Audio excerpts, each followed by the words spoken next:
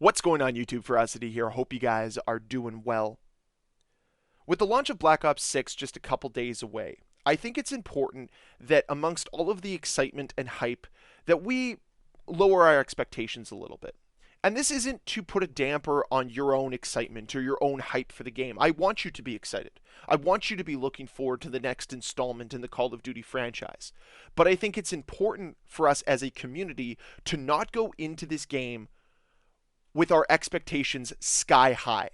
It's Call of Duty after all, it's Activision after all, and they have repeatedly failed to meet the expectations of this community. However, because so many of us are building this game up to be the next best thing, we're going to be a little bit more hesitant to be critical day one. We're going to be a little bit more defensive right out the gate because we've been looking forward to this game for a very long time.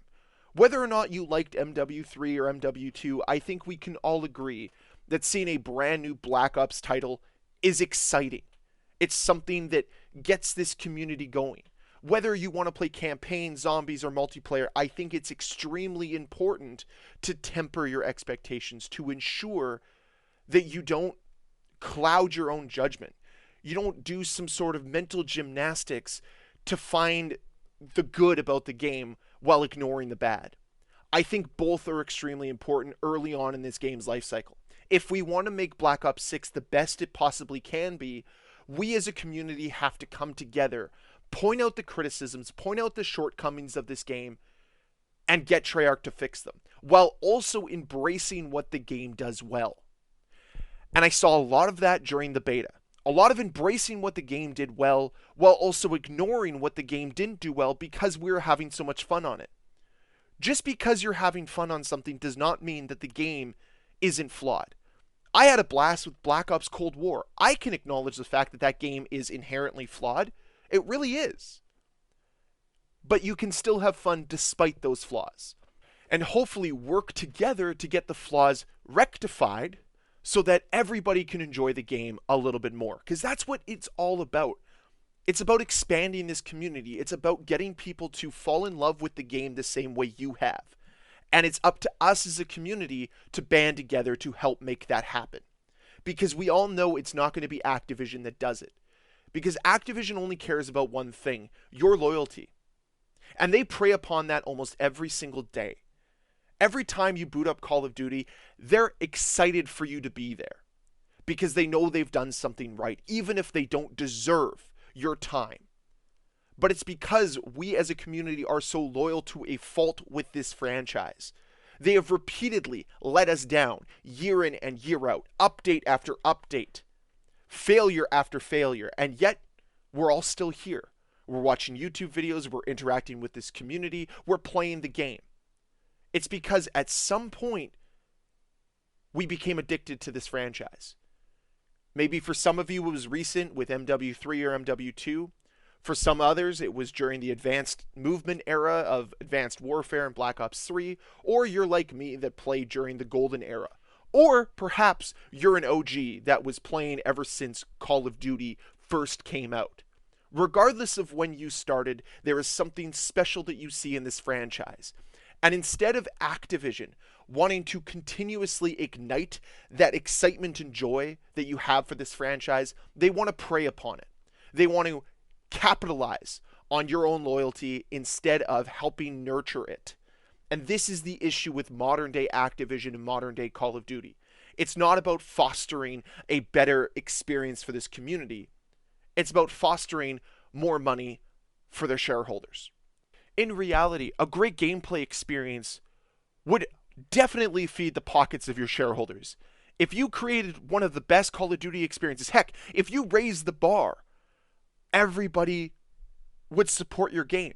One of the biggest barriers to the reason why I don't support Call of Duty right now outside of buying their games every year is because the anti-cheat sucks, the servers have gotten worse ever since 2015, it makes no sense, and almost every time they release an update, they break the game.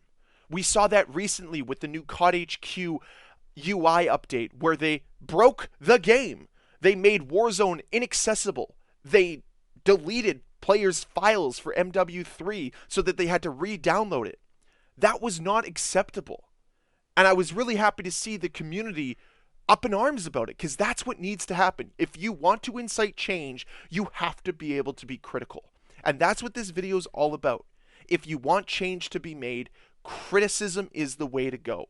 Be honest with the game. Don't try to find and nitpick things early on.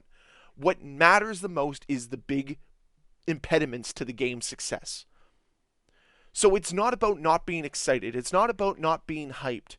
It's about going into the game prepared to fall in love with some aspects of it while also not enjoying other aspects.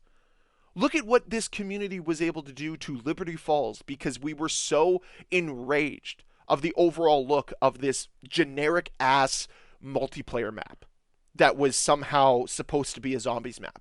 It's completely been overhauled. It's completely changed because of this community. We have a voice, and Treyarch is clearly willing to listen. So it's up to us to exercise our voice to ensure that change is made so that the game can overall be better.